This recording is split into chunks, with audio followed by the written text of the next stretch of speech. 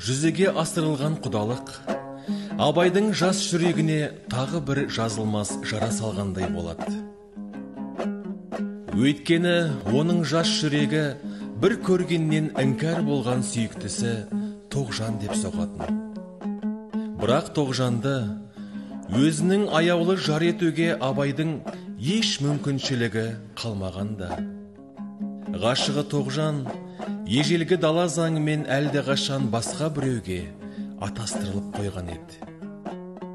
Алғашқы көргенде Абайдың ділдәні жатырқауында оған үйренсе алмаудың астарында осынау мұңлы сыр бар еді.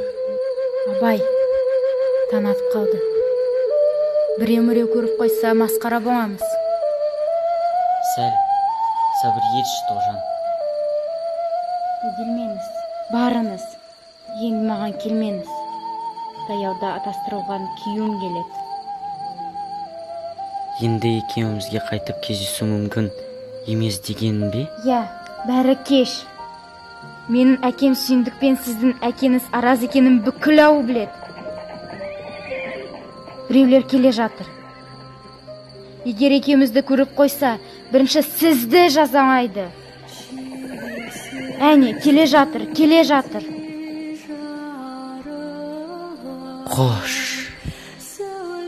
Қош, Тоғжан.